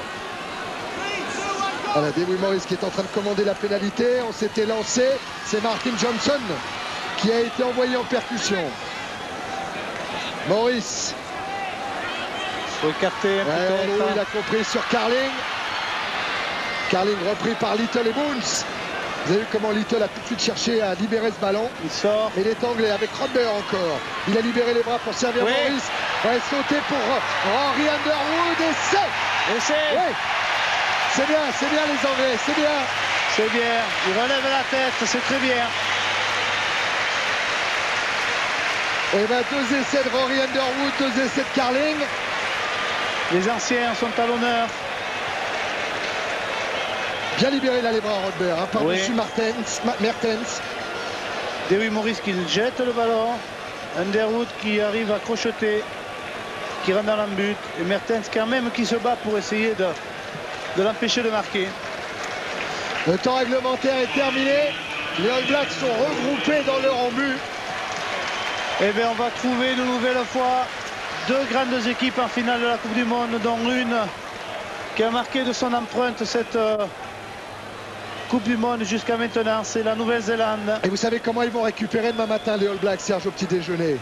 Eh bien Brewer et Zinzanbroek vont prendre la guitare, Kronfeld va prendre l'harmonica et tous ensemble ils vont chanter. Monsieur Eldich siffle la fin de la rencontre. Extraordinaire impression laissée par les Néo-Zélandais qui s'imposent ici à Newlands au Cap sur le score de 45 à 29 et qui seront donc opposés à l'Afrique du Sud samedi prochain en finale. Extraordinaire performance de cet homme, John Alomou, qui a inscrit 4 essais cet après-midi, alors que jeudi, eh bien pour la petite finale, il y aura un remake du tournoi des 5 nations avec l'éternel France-Angleterre, Serge. L'éternel France-Angleterre, en espérant que l'équipe de France prendra sa revanche et gagnera, parce qu'elle avait la possibilité d'arriver en finale. Nous en sommes tous désolés, nous en sommes tous très tristes, et espérons qu'ils auront bien encaissé le coup et qu'ils feront l'effort nécessaire pour permettre à la nouvelle équipe de France, qui dans 4 ans défendra nos couleurs, d'être qualifiée directement pour cette prochaine Coupe du Monde. Et les Anglais qui vont tous féliciter les Néo-Zélandais. La Coupe du Monde sur Canal, ben on va en rester là. Les 2 derniers matchs seront retransmis par nos amis de TF1. Serge, je voudrais vous dire vraiment au nom de toute l'équipe de Canal, il y avait Eric Baal, il y avait Francis Delteral, il y avait Christian Delcourt, il y avait Thierry Ray, il y avait Yvon Rousset et Philippe Guillard. On voudrait tous vous dire un grand merci. Merci de votre gentillesse, merci de votre compétence. Ça nous a fait vraiment un énorme plaisir, Serge, de faire cette Coupe du Monde en votre compagnie. Merci Thierry. À bientôt Serge, à bientôt à tous. Yvon et Philippe.